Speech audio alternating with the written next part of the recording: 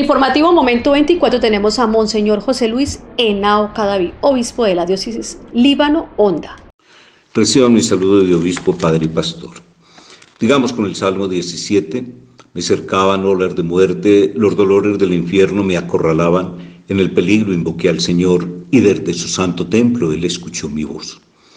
Ante los tiempos difíciles que vivimos, no solo por el coronavirus, sino por la oleada de violencia que vive nuestro país, los obispos de Colombia manifestamos nuestra profunda aflicción y preocupación por la masacre de 5 jóvenes en Cali y 8 jóvenes en Samaniego, Nariño, asesinados brutalmente los pasados 11 y 15 de agosto.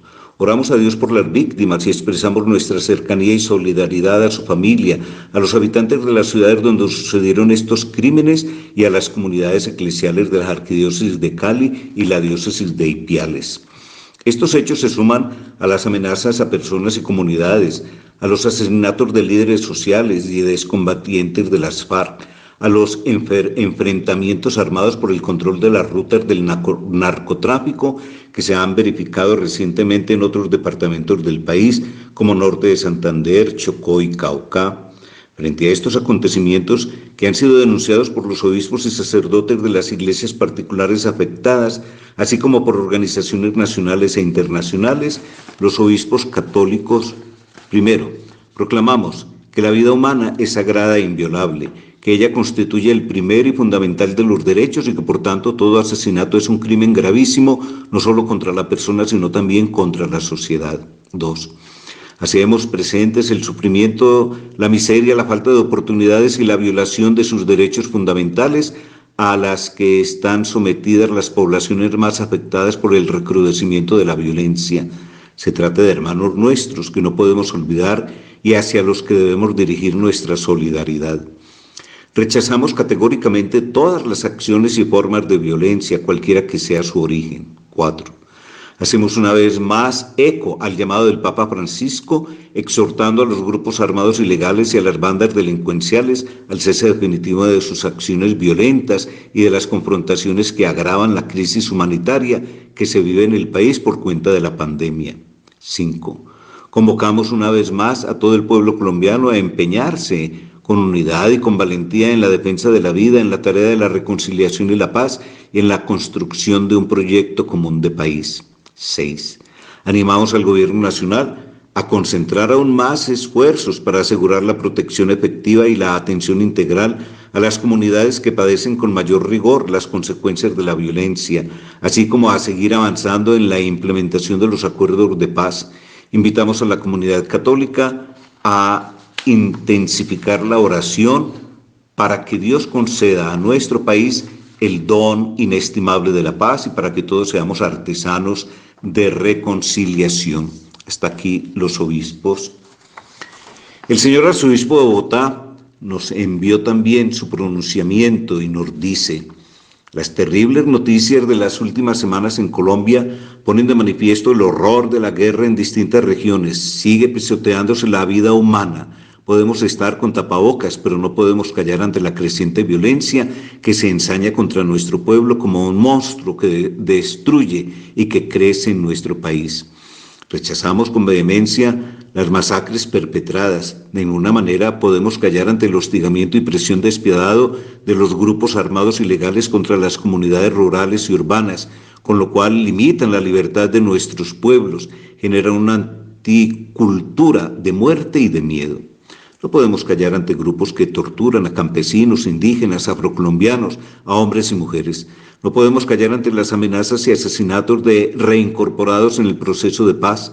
No podemos callar cuando fuerzas macabras pretenden destruir a sangre y fuego la esperanza de los colombianos.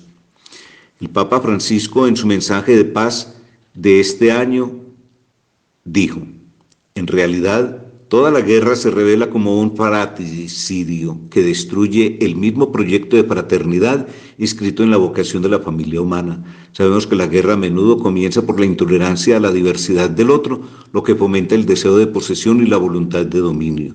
Nace en el corazón del hombre por el egoísmo y la soberbia, por el odio que instiga a destruir, a encerrar al otro en una imagen negativa, a excluirlo y eliminarlo. Hasta ahí el Papa. En medio de la pandemia llamamos a un cese al fuego, llamamos a combatir unidos contra el narcotráfico, llamamos a la reconciliación social, política, económica y ecológica. Trabajemos unidos para implementar una cultura del diálogo veraz, responsable y fraterno. No permitamos que crezca la perversión de nuestras relaciones sociales, no permitamos que crezca el miedo recíproco que nos obliga a vernos como enemigos. No nos encerremos en eternas polémicas estériles mientras los más pobres en nuestras regiones y en las periferias de nuestras ciudades quedan abandonados a la indiferencia total, a la muerte como noticia que llega y simplemente pasa. Necesitamos un pacto ciudadano por la paz, por la vida y la reconciliación. Nos dice San Pablo, estén atentos, permanezcan firmes en la fe, sean valerosos y fuertes, todo lo que hagan, que sea por amor. Hasta ahí el arzobispo de Bogotá. Nuestro mundo, en él nuestro país en que vivimos, es un mundo contaminado. Pensemos, lo basa en la contaminación ambiental que hoy en día experimentamos permanentemente. Es un mundo contaminado, pero es sobre todo un mundo contaminado moralmente, un mundo contaminado en la mente, porque es la mentira la que se impone permanentemente en las relaciones entre los seres humanos. Es un mundo contaminado por la indiferencia, es un mundo contaminado por lo que el Papa ha llamado la sociedad del descarte, eso que se usa y se tira, y lo mismo se hace con las personas. Por esto estamos creando un mundo de basura, un mundo absolutamente contaminado. Es un mundo en el que verdaderamente es muy difícil vivir, es prácticamente imposible vivir sanamente, no solo física, sino también moral y mentalmente. Pidamos al Señor nos regale su luz para que nosotros tengamos siempre la luz que necesitamos para poder caminar por donde debemos caminar como hijos de la luz, no hijos de las tinieblas, del mal, del pecado, de la muerte. No dejemos que se nos desvíe el camino por los lados de la mentira y del engaño, no.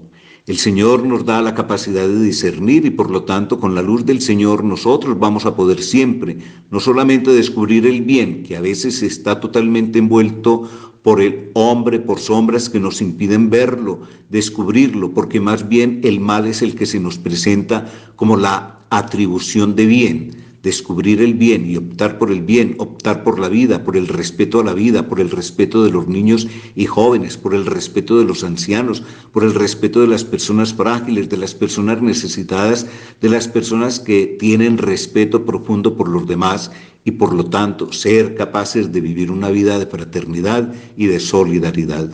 Trabajemos, luchemos por vivir y enseñar a vivir una vida sana, una vida de paz, una vida alegre, auténticamente alegre y por lo tanto ser portadores de todo lo que necesita este mundo para hacer un mundo mejor, ser portadores del amor de Dios. Oremos con el Papa Francisco. Bajo tu amparo nos acogemos, Santa Madre de Dios. En la dramática situación actual llena de sufrimientos y angustias que oprimen al mundo entero, acudimos a ti, Madre de Dios y Madre nuestra, y buscamos refugio bajo tu protección. Nos acogemos a ti, que brillas en nuestro camino como signo de salvación y de esperanza. Oh clementísima, oh piadosa, dulce Virgen María. Amén. Dios los bendiga en el nombre del Padre, del Hijo y del Espíritu Santo. Amén.